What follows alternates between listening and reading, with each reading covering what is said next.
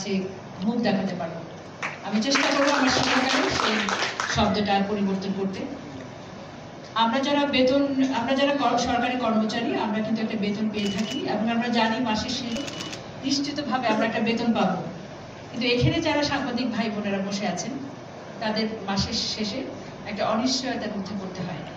এই অনিশ্চয়তার শুরুটা কিন্তু আজ থেকে না, অনাদিকাল থেকে শুরু হয়েছে। আমরা আর কতকাল যাব? প্রশ্ন হচ্ছে আমরা আর কতকাল যাব?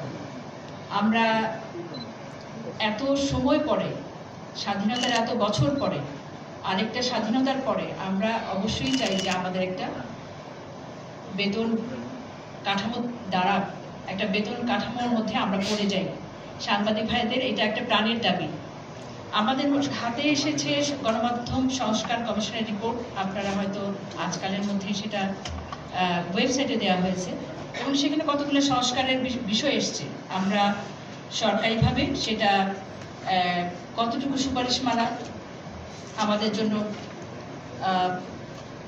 সাংবাদিক ভাইদের জন্য যতটুকু আমাদের খুব লাভজনক হবে অথবা আমাদের প্রাণীর দাবি এতদিন যা ছিল তার সাথে সমন্বয় করবে, সেই দাবিগুলো অবশ্যই সুপারিশমালাগুলো আমরা পালন করতে চেষ্টা করবো। আমার উপদেষ্টা মহোদয় এই মুহূর্তে আমার কাছে বলে গেছেন যে এটার একটা অ্যাকশন প্ল্যান, অর্থাৎ সুপারিশমালা এবং আমরা কি করতে পারি সেই বিষয়গুলো আমরা একটু দাঁড় করাবো খুব দ্রুততার সাথে। এখানে আমি যদি একটুখানি দেখি আপনাদের, প্রথমেই কথা হচ্ছে যে আমাদের সাংবাদিকদের রয়েছে, প্রথম যে উনি শাসকে উল্লেখ করেছেন মালিকানার সংকট।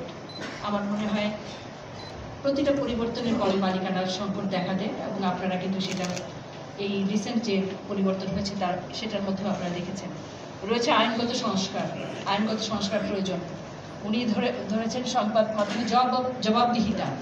আমরা আসলে যারা সাংবাদিকতা করি, আমি নিজেকেও মনে করি যে যেহেতু একসময় আমি সাংবাদিকতা করেছি, আমি সাংবাদিকদেরই একজন।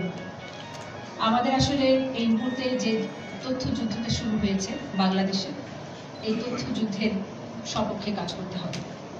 আমার দেশপ্রেম উজ্জীবিত করতে হবে এবং আমার দেশকে বাঁচাতে হবে, এবং যেটা আমার জন্য ন্যায়সঙ্গত, যেটা আমার জন্য সবচাইতে ভালো হবে, আমার দেশের জন্য, আমার জাতির জন্য যেটা ভালো হবে, এবং যেভাবে আমরা রিপোর্টিং করলে, কাজ করলে, যেভাবে আমরা লিখলে অথবা গণমাধ্যমে প্রচার করলে যেটা আমার দেশের পক্ষে যাবে, সেইভাবে কাজ করা উচিত। আমাদের আত্মসমালোচনা করা উচিত, আমাদের আত্মসংস্কার করা উচিত, আত্মসমালোচনা করা উচিত। আমরা আসলে বিগত দিনগুলো কি করেছি, এখন আমরা কি করব, আমাদের সামনের পথগুলো কেমন হবে, আমাদের সামনের পথগুলোতে আমরা কিভাবে আমার দেশকে তুলে ধরতে পারবো, সেই প্রত্যয় নিয়ে আমাদের সাংবাদিকদের নতুনভাবে কাজ শুরু করা উচিত। এখানে রয়েছে সাংবাদিকদের আর্থিক সংকটের বিষয়ে বলা হয়েছে। আমরা এটা স্বীকার করি এবং আমরা সবাই জানি, নিশ্চয়ই এই বইটার মধ্যে একটা সলিউশন দেওয়া হয়েছে, যেটা আমরা হয়তো কিছুটা সুপারিশমালা আকারে আসলে আমরা পালন করতে পারবো, আমাদের নিশ্চয়ই নির্দেশনা থাকবে। আমরা এই সাংবাদিকদের পাশে সবসময় তথ্য সম্প্রচার মন্ত্রণালয় আছে এবং থাকবে, এবং সাংবাদিকদের কল্যাণের জন্য যা কিছু করা প্রয়োজন ধাপে ধাপে আমরা করব। আপনারা জানেন একটা দেশের ভঙ্গুর একটা অর্থনীতি এই মুহূর্তে ধীরে ধীরে আমরা কিন্তু মুখ তুলে দাঁড়াচ্ছি এবং অনেকটাই আমরা দাঁড়িয়েছি। আমরা নিশ্চয়ই পারবো, এবং আপনারা যদি সাথে থাকেন, পাশে থাকেন, আপনাদেরকে গুজব, মিথ্যা তথ্য, অপতথ্য থেকে রক্ষা করেন এবং দেশটাকে সুন্দরভাবে চালিত করার জন্য একটা সহায়ক শক্তি, একটা বিবেক, একটা কনসিয়েন্স হিসেবে আপনারা কাজ করেন, তাহলে নিশ্চয়ই আমরা পারবো। আমাদের এই পর্যায়ে আমাদের ৩৭৪ জন সাংবাদিক এবং যারা মৃত্যুবরণ করেছেন সে সকল সাংবাদিকদের প্রায় ১,৯৩,৯০,০০০ টাকা অনুদান দেওয়া হচ্ছে, এবং এর মধ্যে মৃত্যুবরণকারী সাংবাদিকদের রয়েছে ১১টি পরিবার। এটা খুবই সামান্য একটা অংশ, এবং এর আগে আমরা ৩য় দফায় আমরা দেয়া শেষ করেছি এবং এটা চলমান থাকবে। আপনারা শুনেছেন যে বৃত্তি, ফেলোশিপের ব্যবস্থা করা হচ্ছে।